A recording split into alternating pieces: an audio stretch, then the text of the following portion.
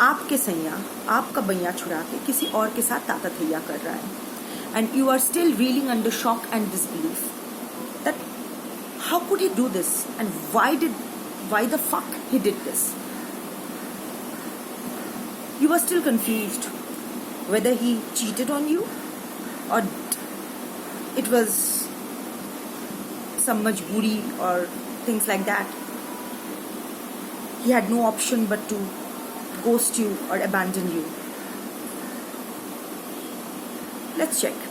Hi, I'm Shreya Basu. Welcome to my YouTube channel Eat, Pray, Love and Tarot. Today we will check whether the ghosting and abandonment that led to this separation between you and your partner was deliberate or not deliberate. Again, it is a collective reading, a timeless reading and a genderless reading. So take what resonates, leave the rest.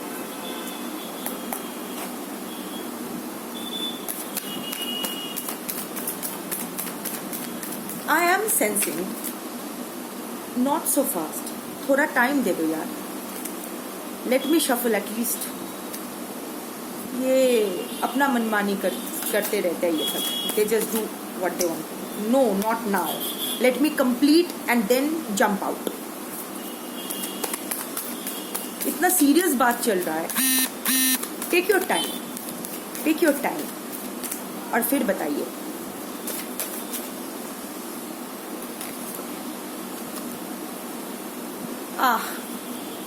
The typical two of wands situation.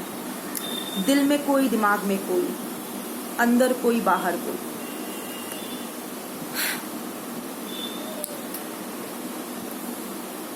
He couldn't take the decision. He couldn't decide.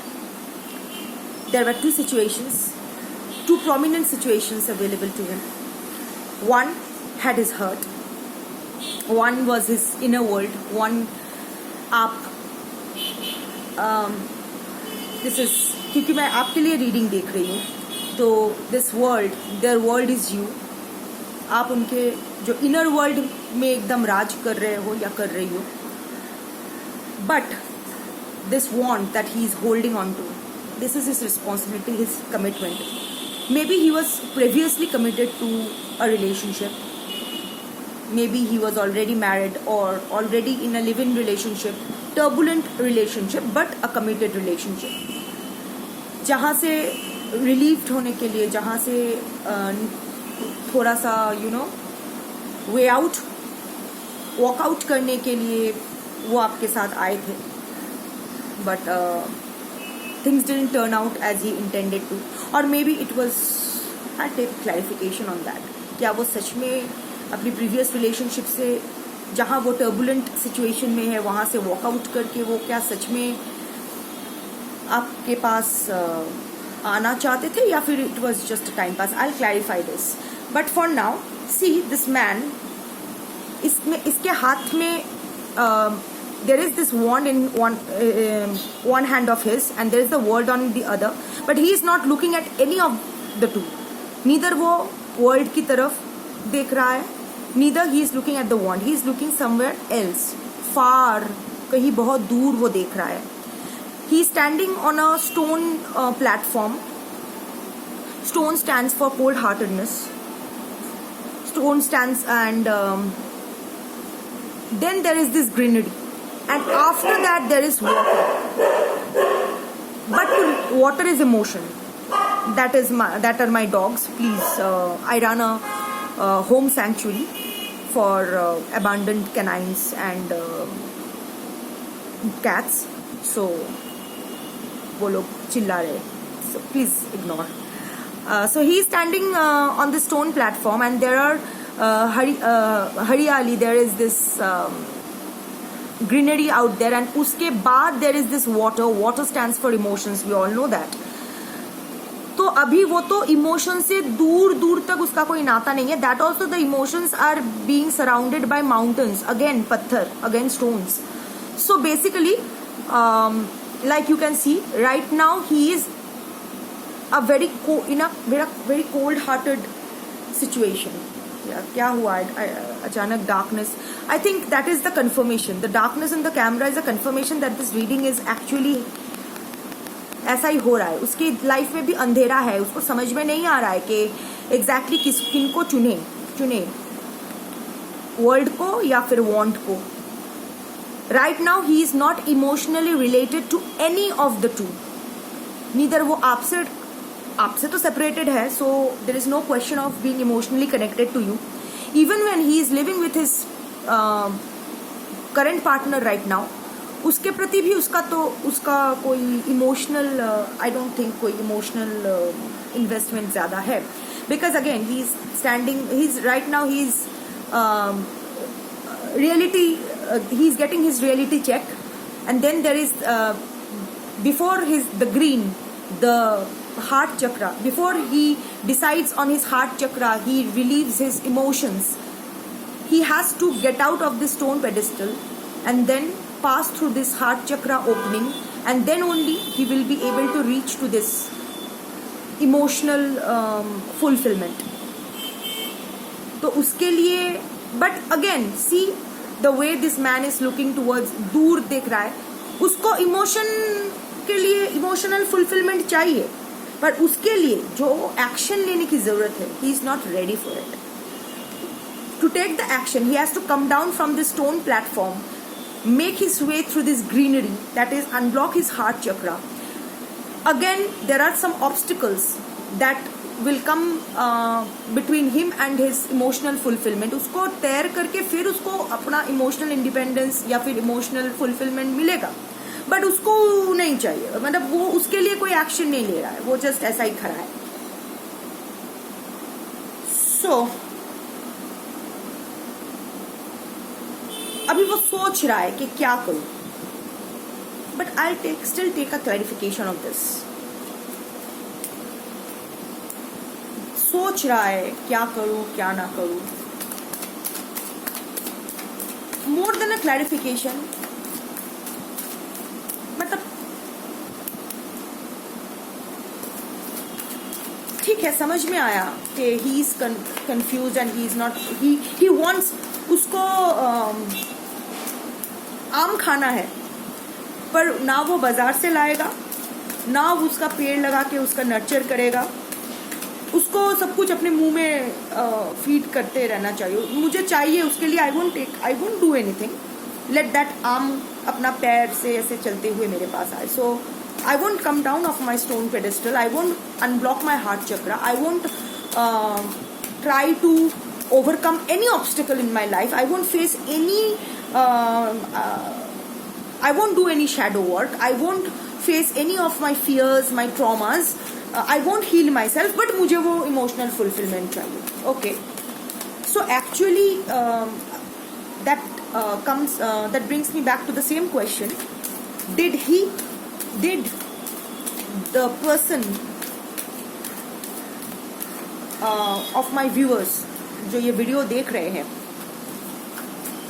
did they cheat on my viewers, or there was some circumstantial pressure that made them do this? Let's check.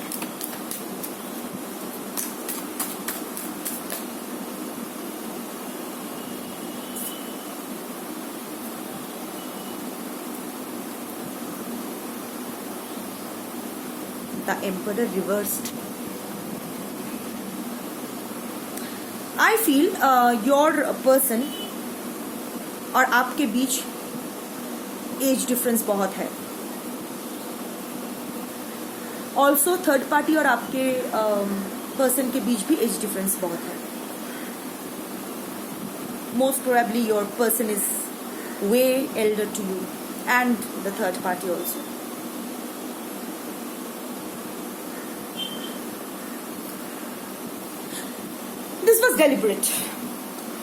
This was deliberate. His brain was, the third party is, has to be a very control freak person, male, female, whatever resonates with you. I'll stick to she.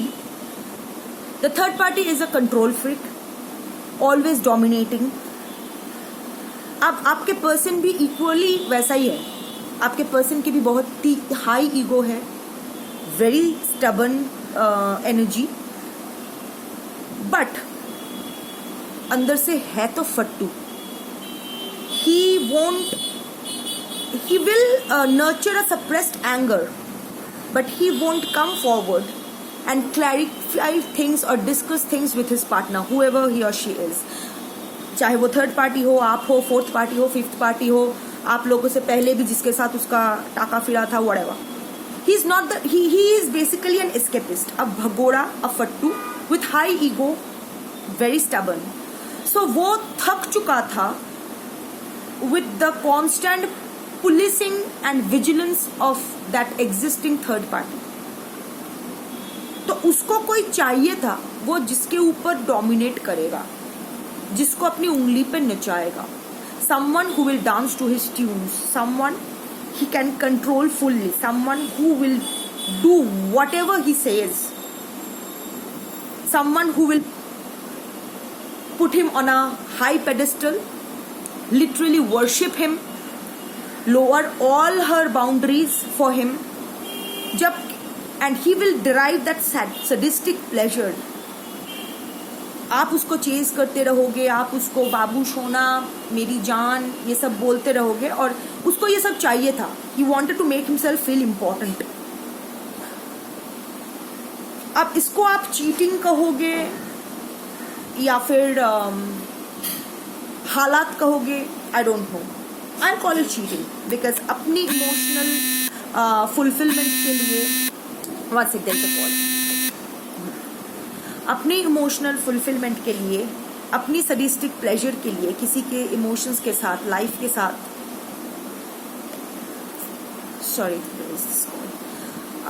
खेलना is not done. So yes, he cheated on you.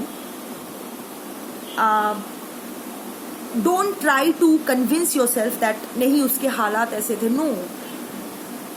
अगर वो खुद अपने ऊपर काम नहीं करना चाहता है तो ये आपकी रिस्पॉन्सिबिलिटी नहीं है to clean his shit. Let him shit all over his life wherever he wants to. But keep your boundary clean and high.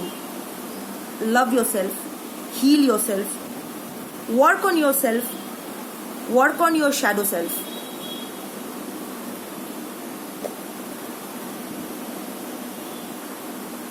क्या हो रहा है समझ में नहीं आया. I'm not that tech savvy person. So yes, this is all for today. We wanted to check if he cheated on you. Yes, he cheated on you for his own pleasure, for fulfillment of his own ego. And फिर जब वो देखने लगा कि नहीं, आप उसका ये एटीट्यूड पकड़ रहे हो, उसका नाटक आप पकड़ रहे हो, तो before he could, you would have pulled him up and questioned him कि बात करो मुझसे, जवाब दो मुझे, क्यों किया. कट लिया. अब इस इंफॉर्मेशन का आप क्या करोगे, I don't know. So keep working on your self. And bye.